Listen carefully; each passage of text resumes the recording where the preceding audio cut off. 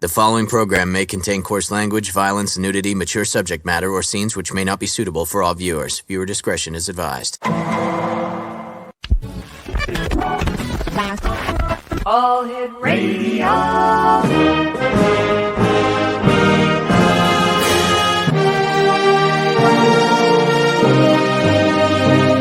Welcome to the X Zone, a place where fact is fiction and fiction is reality. Now, here's your host, Rob McConnell. And welcome to the X Zone, everyone. I am Rob McConnell. We're coming to you from our broadcast center and studios in St. Catharines, Ontario, Canada. And you're listening to us around the world tonight on the Talkstar Radio Network, Mutual Broadcast Network, X Zone Broadcast Network, and on Channel 54 on Simul TV. If you'd like to send me an email, xzone@xzoneradiotv.com, and on all social media sites, X Zone Radio TV. Before we get to my guest this hour, a good friend of mine, Craig Sim Webb in Montreal. Well, he's usually in Montreal when we speak to him on the show, but he's in Florida these days. And before we get to Craig, talk about dreams and music and other great stuff, big story in the news these days, it has been for the last, I think, 8 days now, is the Chinese spy balloon. Now, I've got a few questions. Why did the Americans wait so long to shoot it down? Number one. Number two, what happened to the Canadian armed forces? Why didn't Canada shoot it down when it crossed into Canada? And number three, why didn't the Americans shoot it down again when it crossed into American airspace, hovered over Malmstrom Air Force Base, where a great number of nuclear missile silos are? Why did they wait until it went over the Atlantic before they shot it down? Now, you've got to understand, during this 8-day period, it was gathering intelligence each and every second, day and night. And yet, we did nothing. Today, we find out that not only did we have the balloon that traversed from, China, Alaska, Canada, over the U.S., over the Atlantic, but there was also a balloon over Central America. Well, we knew this, okay? We knew this. But today, we found out there was also a balloon over Texas, as well as over Florida.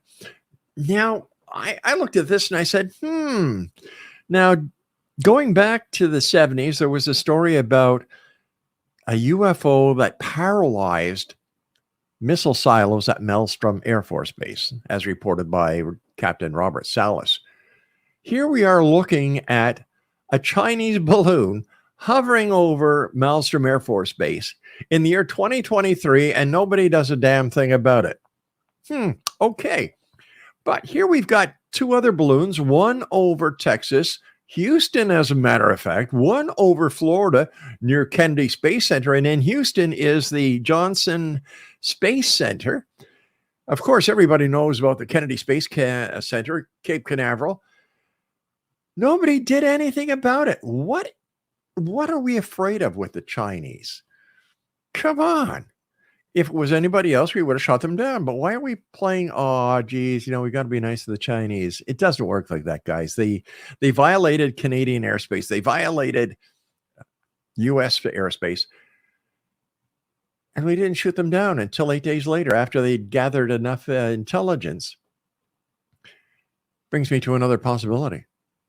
Is there a connection with the spreading of the COVID disease that nobody really knew how it got all over the place, and the possibility of these Chinese balloons? I think it's possible. And what are we seeing? Are we actually seeing proof that Roswell, New Mexico was not a crashed UFO, but in fact, either a Japanese Fugo or a Chinese balloon? Because some of the pictures that were drawn by the witnesses of the crash at Roswell and the retrieval of the alien or so-called alien entities, they look Oriental to me. And we're going to have all this information in this coming edition of the X Chronicles newspaper, which is released later on this week. I don't understand it, Exo Nation. My wife says, Rob, why don't you run for politics? It's very simple. I'd be assassinated before I even got elected. That's the way it is. You tell the truth, nobody wants to hear it. And if you keep pushing the truth, they try and shut you up. And if you succeed in still going after that, well, look at what happened to John F. Kennedy. I'm not saying that he did anything wrong. In fact, I have a lot of respect for the late president. But he was a man of action, not only of words, but of action. All right, let's get to our guest, Craig, Master Control. Craig Simweb is a guest that we've had on the show many times. We talk about dreams. We talk about music. We talk about Crescent Street in Montreal. We talk about the good old days in Montreal. And Craig, welcome back. Always great having you on the show. Rob. And to you, a very happy New Year. Oh, yes. And for all those who have New Year's dreams, we can draw the link between their sleeping dreams and the dreams we have for our future, for our life. How many different types of dreams are there, Craig? Well, that same word gets used by people for nighttime dreams, daydreams, maybe. Depends. Some people call movies dreams, a 3D moving picture or a 2D. And then, of course, the ones that we just mentioned, maybe your dreams for 2023 or for your life or some longer. And there's a link here. The link is often those big calling kind of urges or wishes we have for our future, our hopes, our goals. Yeah. Those are seated directly, the DNA, like the initial motivation, in our nighttime dreams. So that's an interesting link not too many people draw. Craig, do we know what the physiology behind a dream is? Like why we dream, how we dream? Yeah, more and more is being revealed now. So there's definitely a lot of sort of what's going on during sleep. The why is always a little bit more open to interpretation. One thing that's been proven for quite some time is learning, or increased physical skill learning. I actually talk about that quite a bit in my book. A lot of artists learn physical musician skills, not just talking creative inspirations, but actual like skills. Example, 25-time Grammy winner, Vladimir Horowitz. Maybe not too many people know, but very famous Russian pianist, actually dreamt often very complicated fingerings to get the piano right. And probably it was training his playing, right, at night. So learning is a big one. Obviously, health, rebalancing our system.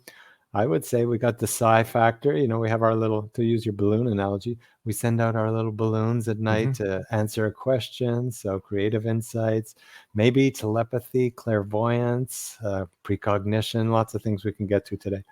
So lots of facets. And those things, all those things we just spoke about, they could help us in the evolutionary sense with survival.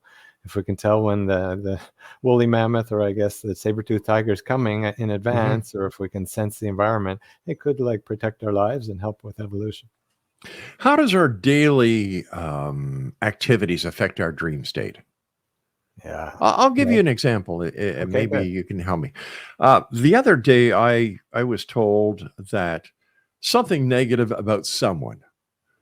That night, I dreamt of a snake. All right. Now I looked at my little dream book that I was given many years ago, and it said a snake is a person of deception and beware. Well, I already knew that, but is it possible that because of that interaction I had, or the information I was given, that during my dreams, I actually changed this person from a person into a snake? Maybe that's from a waking point of view. Don't forget, this is unobvious, but we have like kind of our fixed symbolism, and we call it life. Right. So the person is there. But maybe this is just a guess, because we'd have to see your other dreams. I prefer to interpret like a dreamer and their life and other dreams, not just a dream. But snake might be closer to the core feeling, and then the person was exhibiting the feeling, or was a mirror for that situation. The situation was a mirror for the feeling that day. You could say, yes, I turned the situation into a snake because the feeling is connected. Also, dreams know what your future and your next day was going to be. They know, for example, you have your little dream dictionary. So they might have seeded the snake to help you get a connection. Watch out for this guy. Yeah. In your opinion, after studying dreams as many years as you've had and talking to the thousands and thousands of people you have, why do we dream? Yeah, well, the learning's there for sure.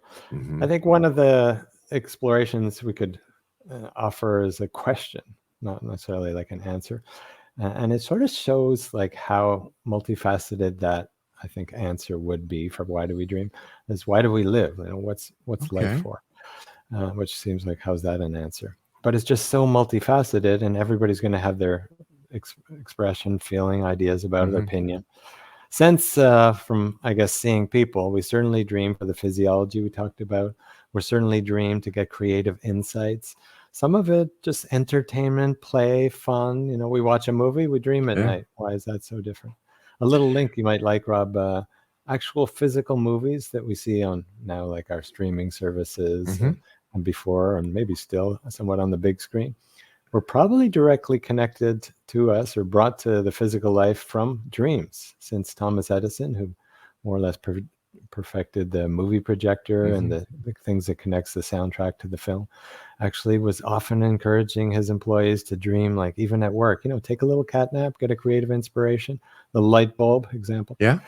And so movie projectors that make public dreams might have come from personal private dreams of a couple inventors. Craig, stand by. You and I have to take our first break. Exonation, our guest is Craig Sim Webb. His website is www.dreamsbehindthemusic.com. And Craig and I will be back on the other side of this break as we continue talking about dreams, music, and much more. This is the X Zone. I am Rob McConnell. Don't go away.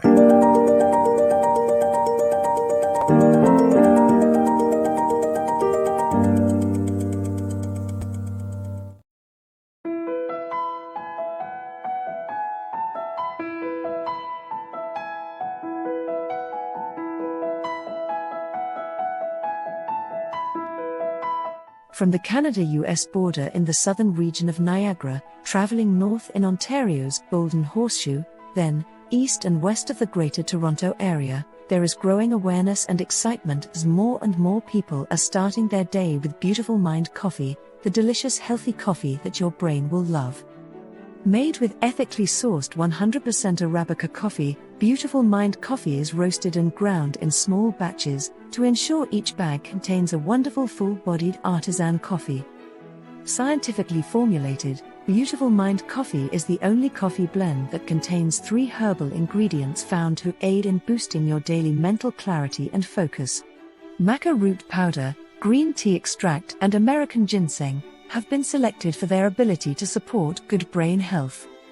Taking care of your brain's health now can help delay or prevent the onset of cognitive dysfunction, including dementia, Alzheimer's, and more general memory loss as you get older, just by enjoying the delicious flavor of our roasted coffee and herbal ingredients found exclusively in Beautiful Mind coffee. Beautiful Mind coffee is now available at Amazon.ca and soon to be available in selected locations near you. In Hamilton, Ontario, Beautiful Mind coffee is now available at Live Long Wellness Clinic, located at 189 Hewson Street South. Beautiful Mind coffee can be ordered by telephone by calling 416-436-3675 or 905-536-2450. Why have a good cup of coffee when you can have a great cup of Beautiful Mind coffee that's good for your brain? For more information on Beautiful Mind coffee, visit us online at www.beautifulmindcoffee.ca.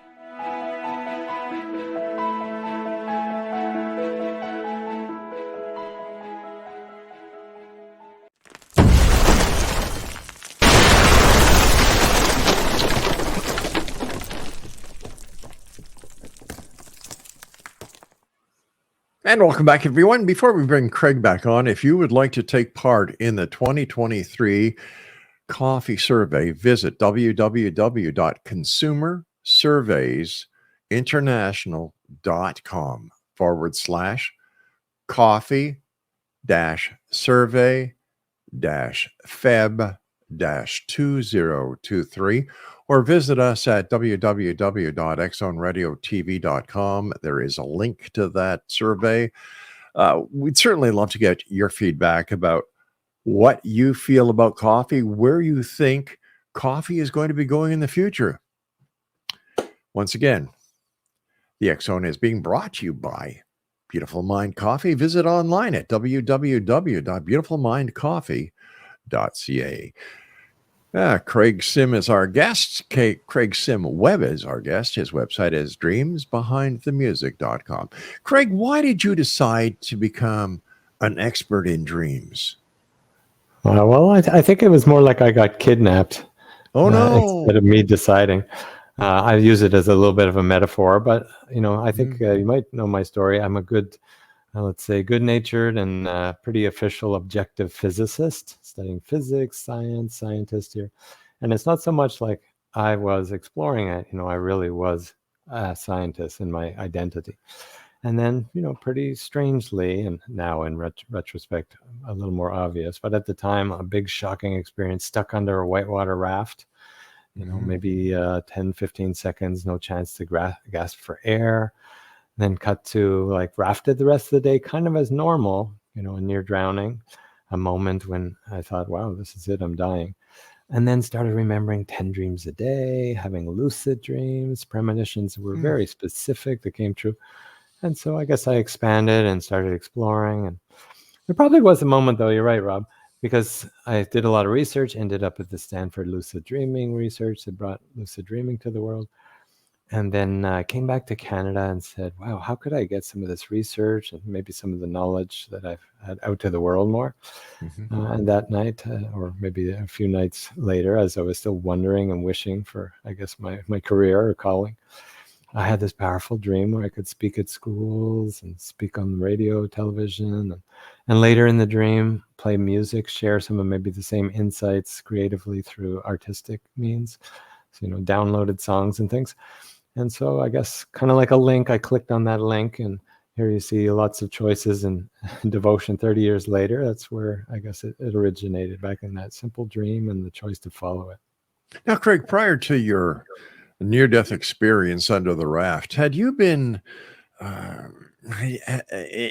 involved in music as much as you are now, or was that the event that clicked on the switch that brought you to where you are, not only as a scientist, an accredited scientist, as a dream researcher, but an established musician? I don't think that was exactly the moment where it started, because at age 19, I did buy myself a guitar. You might remember Steve's music from Oh Montreal. yeah, on wait a sec, on They moved, so they used were to be on near Place d'Arts Metro, but they moved that's to right, St. yeah. Catharines. Yeah. So during COVID, I remember Steve's. Yeah, I bought my first guitar from there as well. Oh, well, wait, we have to find out about your music background. Yeah. Anyways, just started fumbling around, didn't take too many lessons, singing a little bit. So I had the spark. As a child, I got piano lessons, but never followed it. But then when I started, having these dreams, and then later music dreams, and I guess this enjoying music a whole bunch, I said, okay, maybe we'll put two and two together. And then I think, as I said a few minutes ago, I had this calling dream that said, Right. you could share music around the world and feel this incredible joy, like tears on my pillow waking up, like a real calling vision. I said, okay, so here we go. Slowly but surely, increase your skills, get the connections, get your experience.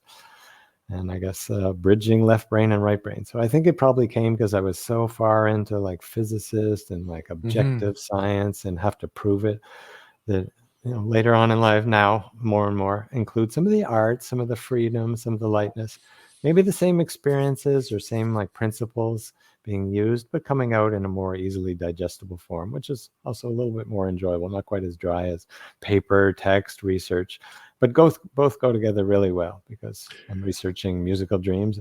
Here's an interesting thing you might like about the research, because I know you kind of like the science side. Sure. 6 out of 7 of the people in my first pilot study for, how easy is it to dream music from other people, just actually on the first night that they gave themselves a suggestion, in other words, they slept on it, seeing if they could have a musical dream. 6 out of 7 had dreams. 2 of them had 3 musical dreams.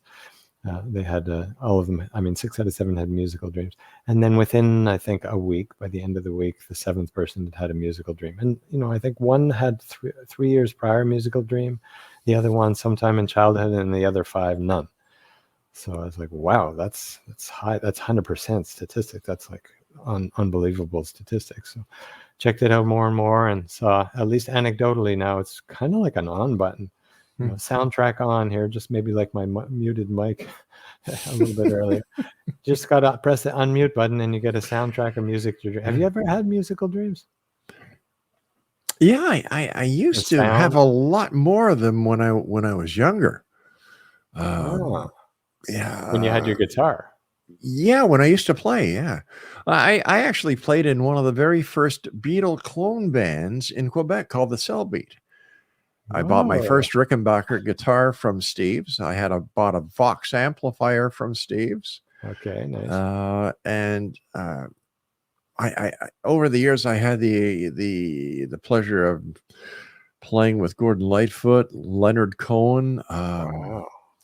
BJ Thomas. I jammed with him in Hamilton when he played out of the bar I used to own. Peter Noon. I've always loved music. And Because so there's a music, fit for the musical dreams earlier on, right? yes, but Focused on it, you're interested. Now it's a little more past. But it's different. And that brings me to a question, Craig. Based on what is going on in the world, do our dreams change? And do our dreams change as we get older? yes, and more, I would say. So let's say we change. Of course, Mhm. dreams are going to change with our interests. You just Yeah. we sort of pointed to it with your music dreams. With our focus.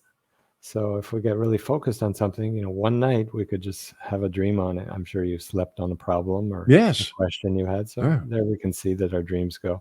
But in larger sense, as we develop arcs to our life, to our lessons, to our relationships, we'll see arcs to our dreams. We'll see cycles. There's pretty clear 35-day or somewhere around a month cycles to like lots of recall, a little bit of Yeah. recall. Have you noticed that? Yes. Yeah. Like clearer, vivid, and then almost none. So there's lots of things that show up. And then certainly you can start to use these principles consciously. In other words, intend or focus on a certain topic, watch a video of, let's say you're a creative artist, watch a video of that art before sleep, or a business person, watch a documentary or maybe a Tony Robbins or something before sleep. And you'll see the dreams kind of hop on the bandwagon and they'll go on the topic. Kind of like I call it mental or thought momentum. And dreams are sort of deeper thoughts. So of course it's a fit. Let me ask you this, Craig. Is a person who does psychic readings, are they experiencing a waking dream? And is this where they're getting the information from? Or is there something really paranormal about what they're receiving and how they're receiving it? Well, I certainly can't say one size fits all. Okay. There's lots of levels of, let's say there's levels of piano players or, I don't know, sports athletes. Same thing for dreamers, intuits, and psychics, I guess. I would say definitely some are tapping something like an inner net. That's an analogy I use to the internet, but they're tapping inside info, intuition, maybe clairvoyance, clairaudience, remote viewing, sometimes across time. Obviously, they can tune into our past, which, we can remember things, but maybe they'll tune into future events quite accurately. And it's not too much different than dreaming well, because dreaming is a skill. It's not just something that happens to you. You can actually develop it like any other muscle or any other skill. So I imagine since they focus on it, they work it every day. Many, probably not all, but many start developing that skill more and more. And some are really probably super expert. Have you had any that surprised you, like a psychic reading or anything? You know what? Doing the show for the last 33, 34 years, I've had so many psychic readings, and not one of them were remotely close. Oh, well, we got to get you a psychic sidekick. Yeah, I think so. I think so. True. And that's, I feel so bad about that because, I get these psychics who come on the show. And in fact, I don't do it anymore because I felt so sorry for them. They come on air and they say, well, let me give you a reading so all your listeners can understand how good I am. Okay. And they're way You've off had base. a sister. Your sister passed away. No, I've never had a sister. Okay. Your older brother is. Oh, I don't have an older brother. Okay. Your father is giving me a message from the other side. Well, I don't know how he's doing that because he's still alive. And it goes on. And I felt so bad for these people that I just stopped doing it. And then every Friday night, Craig, we used to have what I called Psychic Fridays, where we'd have 2 or 3 different psychics on, and we'd open up the lines. And you'd always get the same question. Am I going to meet Mr. Wonderful? Am I going to get a job? It, I just decided it's not worth it. Because I'd chirp in and somebody'd say, am I going to find the love of my life? And I'd cut the psychic off and I say, hey, listen, let me ask you a question. How do you go out to try and find Mr. or Mrs. Right? Are you going out actively seeking them? Well, no. So you're waiting for the Federal Express person or the postman or your pizza delivery person, right? Well, no, that's not what I'm getting at. So why don't you go out and take positive information? And my producers and one of the station managers said, Rob, we understand what you're doing, but can you a little gentler? Yeah. And I figured, well, doesn't the listener deserve to understand that not everything that these psychics say are 100% right on? So, and then when you look at people, for example, Sylvia Brown on Montel Williams said that this young girl was alive, this, that, and the other thing, and the young girl was dead. Robbie Thomas here in Ontario came on the show and was saying that this little girl was alive, or I forget how it was. She was either alive or dead, and this and that and the other thing. And what he said was the exact opposite. It brought the parents to tears. And then the question is, how can a psychic predict, even if it's in a dream, Craig, when according to all these people, we have free will? How do they know if we're going to turn right or we're going to turn left? How do they know if the future isn't done yet and we have free will? These are some of the questions that I just can't get answers to. And it's frustrating. Well, I like that you keep I'd say like good, I use the word not in like the religious sense or anything, but good discrimination, like mental clarity. I have the scientist self. I guess luckily I sort of bridged a little bit of those two worlds. So it's a point that's very close to my heart. That if you throw out the mind and sort of analysis and checkability, like, verifiability, you're throwing out at least half the equation, and it just could take anything. You can't act on it. Because it could be the true one, and it could be blind, and you'll never know. And so then you have to start looking at statistics. I answer it with a physics model, I guess the many worlds paradigm of physics, that there's lots of probable futures.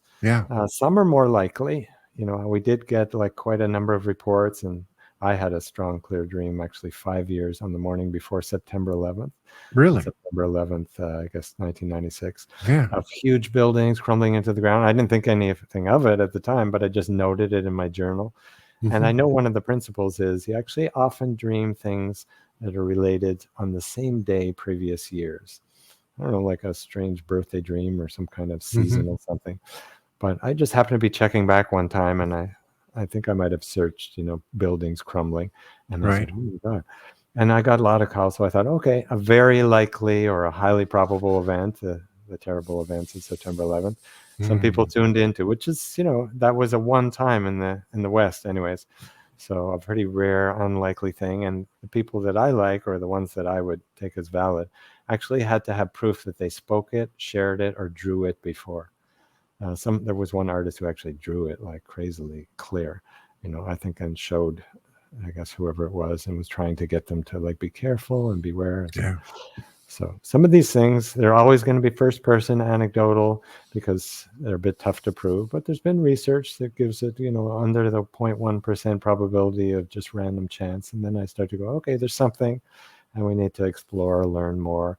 Some people have more of a gift. Some people trained in it. Some people are making it up, especially when they change the story. They said, oh, your sister. Well, I don't have a sister. And then they twisted, oh, maybe it was a past life. Right. So that's starting to get a little bit more question mark. Before we go to our break, Craig, I used to, in my earlier days when I was at CKTV, we would go to all the different psychic fairs throughout Niagara, Hamilton, Halton, and into Toronto. And I would watch the people go from psychic to psychic to psychic to psychic to psychic, and they're shelling out anywhere from $40 to $150 a shot. And I said to one of the organizers, why do they do that? And he said, Rob, it's very simple. They keep going until they hear what they want to hear, and then they leave.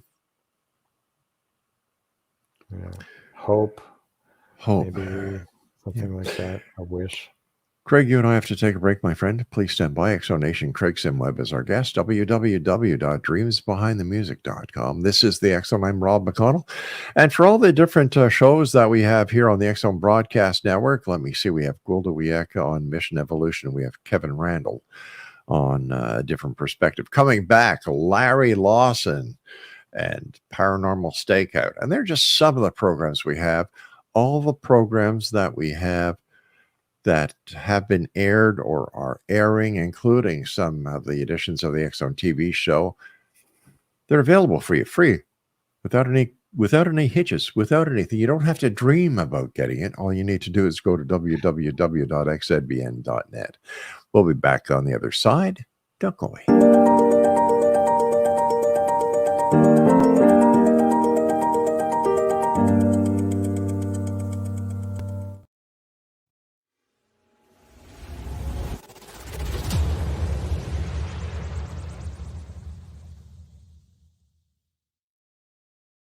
So I was watching the X Zone TV channel last night when I was abducted by aliens, and they kept repeating to me over and over again, simultv.com, simultv.com. What's simultv.com? That's what I asked them. They had it written on the side of their UFO. How do you spell that? UFO. No, I mean simultv.com. simultv.com. simultv.com. Right. simultv.com. Interesting that you were abducted by aliens in a simultv.com UFO last night. Oh, yeah? Yeah. Now that you mention it, I remember now last night I was awakened from a deep sleep. My great-grandmother was standing there. She said she'd come from the hereafter to tell me about simultv.com. She even spelled it out for me. simultv.com, sonny boy. simultv.com. simultv.com, sonny boy. Wow. Yeah. Guys, you'll never guess what my psychic guru just told me. simultv.com. Exactly. Are you guys psychic too? Of course. We all know about simultv.com. simultv.com.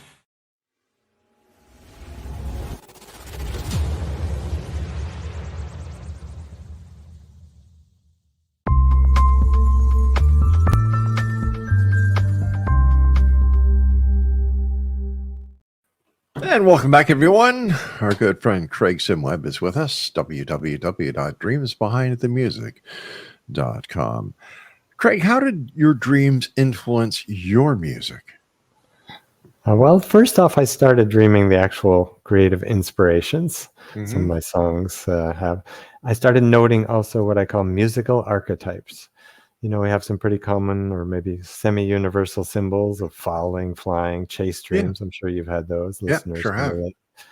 So I postulated, I didn't know, I imagined there must be some archetypes that are musical too, just like there's visual or plot archetypes. And it turns out that there are. On sort of recurring melody themes or timings or maybe the moods. Moods is a little more, loose because obviously there's only a limited number of sort of feeling ranges. But example for me, as a really creative person, the sound of my name here, Craig, creative. I often dream in descending thirds. So bup, bup, bup, timing and also the note speed of, off the beat of like 4/4 time thirds. So I thought, oh, that's a pretty interesting archetype. Then I started having actual principles that, have you heard of synesthesia? Have you ever experienced that, Rob? Senses crossing over? I'm sorry, what did you say, Craig? Have you ever experienced synesthesia? Senses crossing over. Sometimes, like many of the artists I write about and interviewed actually give me an example. Sound. Give me an example. Okay, well, Beyonce, I guess many of the listeners know this pretty famous artist here, actually wrote her whole visual album because she sees sound and music. That's why she called it the visual album. Other people, I guess Mozart said, okay, I have a different, he didn't say synesthesia, but he says, I have a different skill than many. I actually see an entire composition finished in its whole entirety, even though later I have to play the parts over time separately and get write out all the parts. But I see and hear it and feel it all at once. So interesting kind of inner skills. And some of these things were coming as principles to me. I started seeing sound and music united on different sides of a coin. One principle that I liked was actual artists, that I was starting to write about would reach out, or I'd able to connect with them. So somehow people are tuning in a little bit to the work I Right. was doing. And some of those things affect my own music too. I think probably the most obvious one we spoke about before that I learned more from other artists is I could start to do fingerings, or because I play guitar, or Right. let's say some artists, they sing or learn how to do, the Bee Gees, a pretty big hit band, a little passe. Yeah. But the whole falsetto sound of singing like high voice, that actually came because of a dream inspiration and training that high falsetto. Really? I thought it was because his underwear was way too tight. Oh, well, that was the other postulated theory. So we'll have to double check it. Staying alive, staying alive. Yeah. Just like that, though. Yeah. So that's the other theory, and Mhm. I probably should include that in my book too. I know that John Lennon talked about getting a lot of the ideas for his songs in his dreams. The Beatles That generally. during recording sessions, there would be times when something just wasn't clicking, and he would just take a little nap, and he would wake up with the inspiration, and that's where the inspiration for Nowhere Man came from, was a dream in the recording session that they were having at EMI Studios with George Martin. He's a real nowhere man. Am I allowed singing now? Because you did. Yeah, of course. Okay, great. You're my John guest. also, dream You're my number guest. 9, by the way, interesting symbolism. 9, the actual number and universal Mhm. symbol that we all know, is often connected with dreams. Yeah. So the dream number 9 came in a dream to Lennon, Nowhere Man. And also, this is less known. I'm trying to get the message out there. It's like a calling dream. So some are musical, but this is more like life calling, or maybe a career path dream. That McCartney, Sir McCartney, would often have a dream of digging up a tin can in the backyard. Recurring childhood, I guess maybe Mhm. young, early teen years. And then all of a sudden, he's working with John Lennon, first few like recording sessions, or I guess not even recording, first few songwriting sessions. And then Lennon just tells, I had the strangest dream this morning. Yeah, I was digging up a can in my backyard, and it was gold coins. So no tin can and like dirt and messy rust. And McCartney said, that's really weird, because I have this recurring dream. And this morning, first time ever, I dreamt of gold coins, digging it up. And he kind of adds a little footnote to say, I guess you could say that us both having the dream suggested an interesting mutual collaboration that did pay lots of gold later. I think he's worth Okay. $500 million or something. So. Yeah, talk about musicians. I think that everybody. I remember watching the Beatles on the Ed Sullivan Show. Yeah, live, and like the original. Yeah, going way back. When Nice. TV was something called black and white. Everybody would gather around. Yeah, and mom and dad and all the relatives, all the aunts and uncles would sit on the couch, and all the kids would sit on the floor. Oh my, we're gonna have to carbon date you. Yeah. Oh, geez, don't do that. Hey, listen. Yes, I will say it is true that I went out with Wilma Flintstone before Fred did. Well, we won't bring Barney into this. Barney was interested in threesomes. That's why I got out of the picture. Yeah. Oh, that was a disclaimer at the start of the show. Now I get it. It doesn't say coarse language from the host. No. Oh my goodness. Can people communicate with each other in dreams? Yeah, definitely. And this is nice, because I like when something is verifiable. Mhm. So one example, this is anecdotal, and a little more statistical has been done.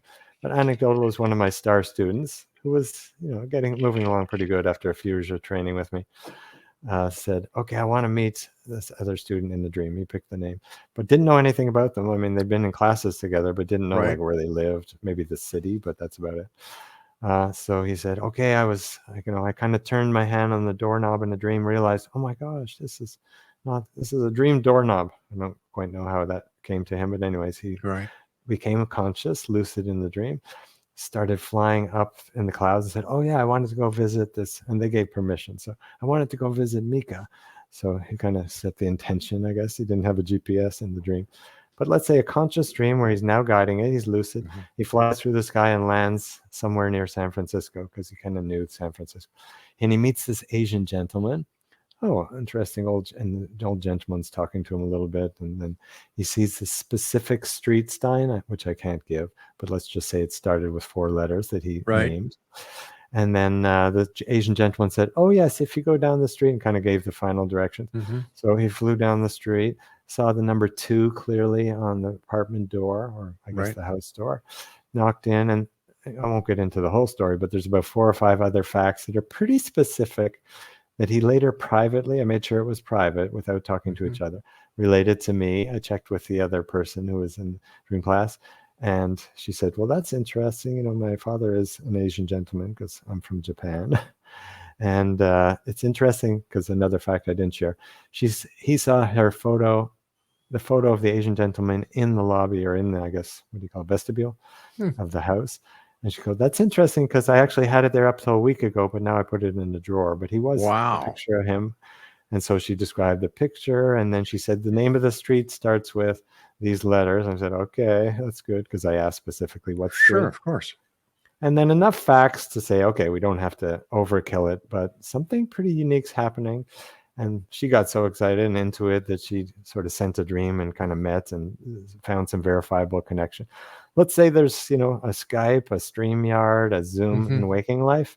Why wouldn't there be an inner equivalent? We can somehow connect with people off the radar using inner senses, maybe something like that we can check later in life and get a little bit of trust in our intuition. Anything is possible. Yeah. You know, like I've always said, my friend, the only difference between a dream and reality is just doing it. The dream is the idea. Reality is the action to getting to where that dream brought you to. Craig, we've got to take our final break, my friend. Please stand by. And Exo Nation, Craig Sim-Webb is our special guest. Hey, Craig, do you have any of your music on CD, or is there a place where our viewers and listeners can go to listen to your music? Absolutely. It's on most of the streaming sites. I think a popular one now is Spotify, Apple Music, Amazon Music.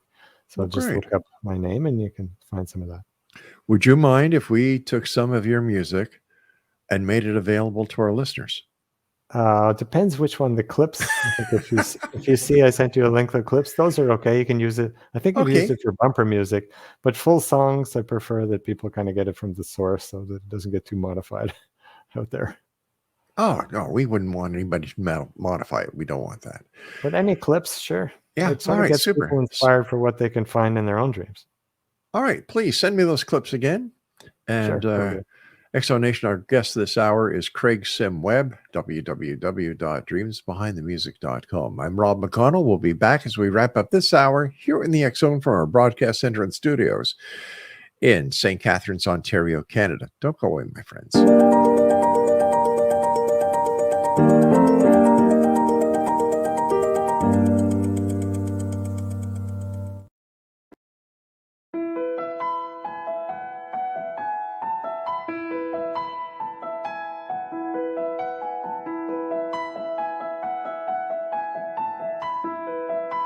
From the Canada-US border in the southern region of Niagara, traveling north in Ontario's Golden Horseshoe, then east and west of the Greater Toronto Area, there is growing awareness and excitement as more and more people are starting their day with Beautiful Mind coffee, the delicious healthy coffee that your brain will love.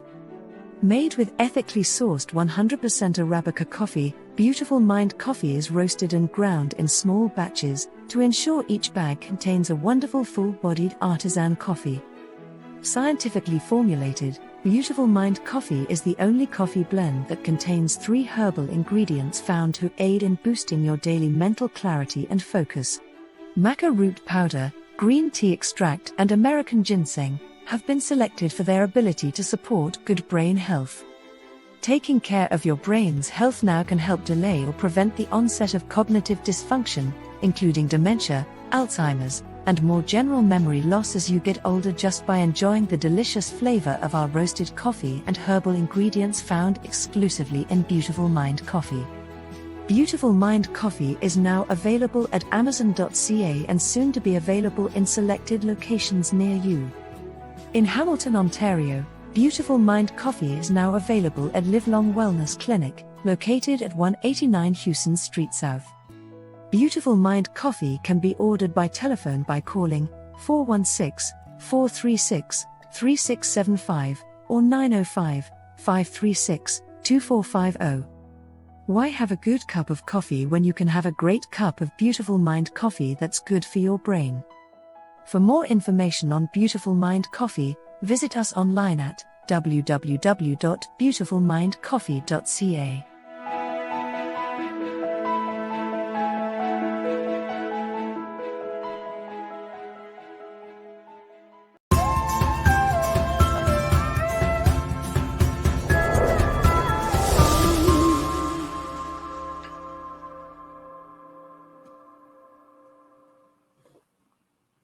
And welcome back, everyone. Just a few programming notes before we get back to our guest, our friend Craig Simweb.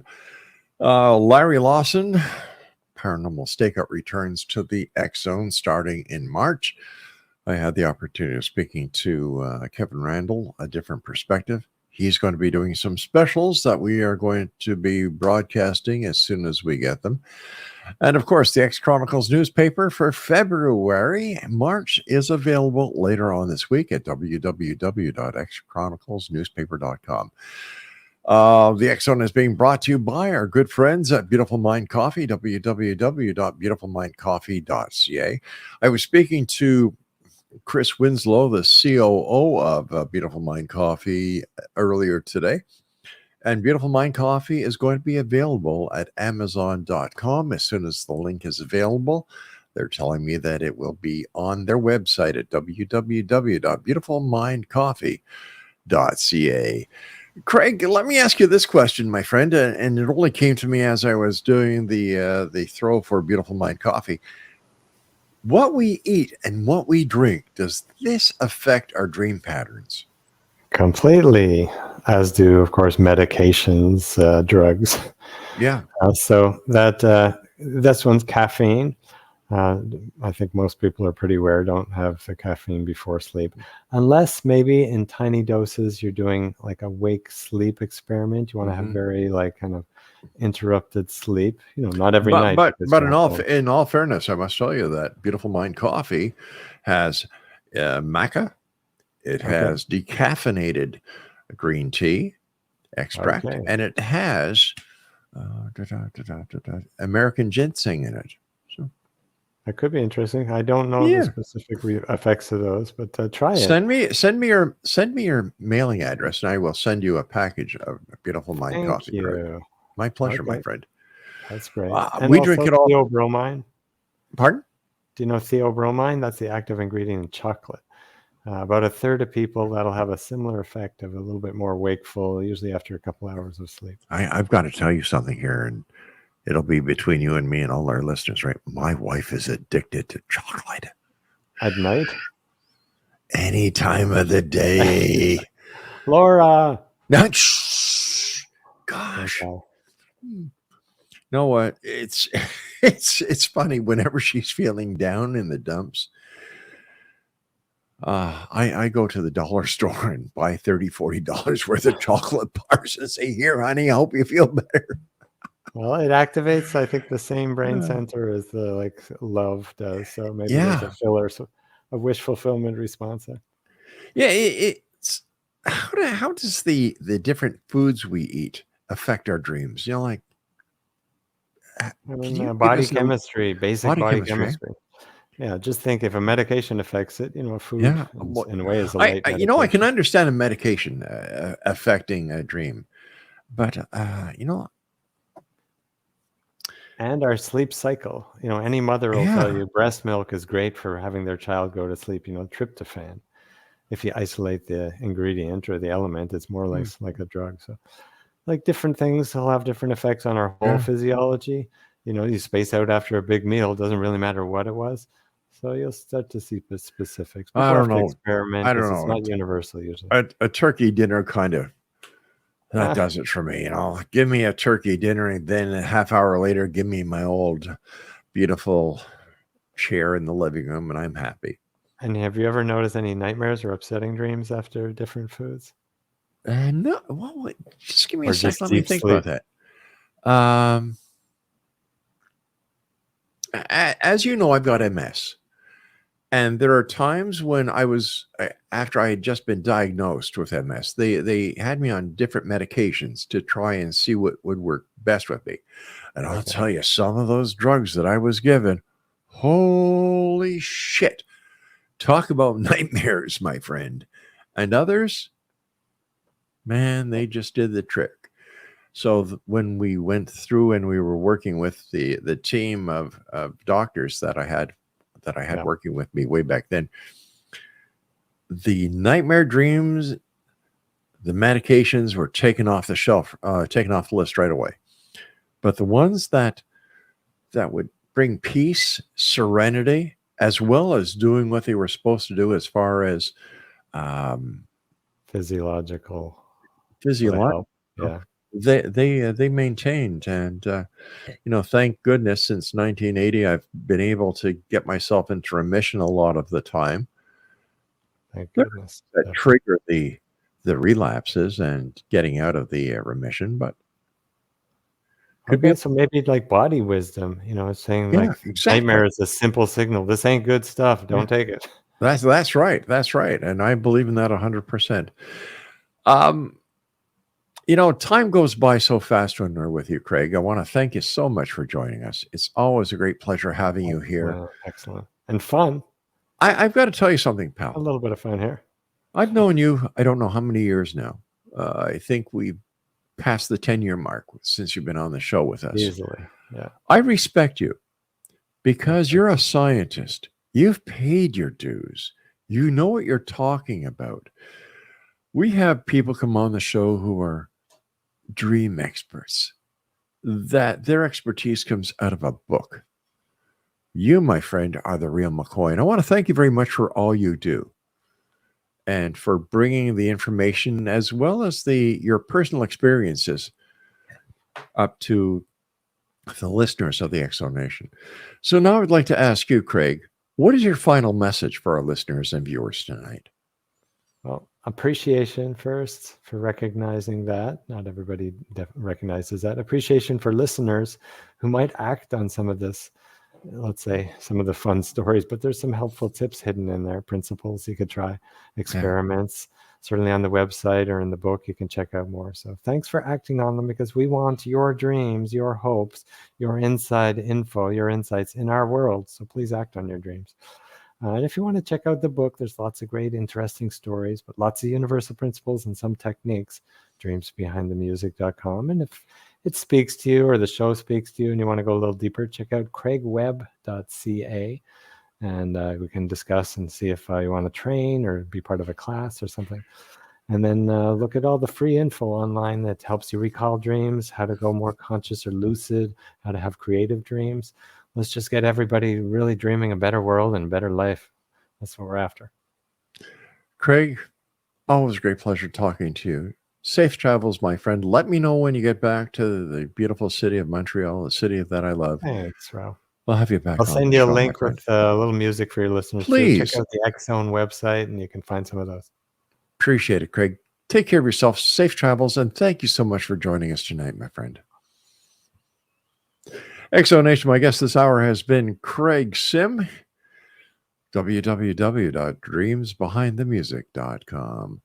Well, that's it for tonight, X Zone Nation. I'll be back tomorrow night at 10 o'clock as once again we cross the time-space continuum to this place that I call the X Zone. It's a place where people dare to believe and dare to be heard. It's a place where fact is fiction and fiction is reality. And the X Zone comes to you from our broadcast center and studio in St. Catharines, Ontario, Canada. To Craig West, my studio producer, thank you. Mac Alexander, the director of programming for Relmar McConnell Media Company and all our broadcast affiliates. And a special thank you to my wife, my best friend, Laura Rogers, who is the senior executive producer of this show. Thank you for all you do. Thank you for your support. And X Zone Nation, I want you to remember one thing. Always keep your eyes to the sky and your heart to the light. Good night, everyone.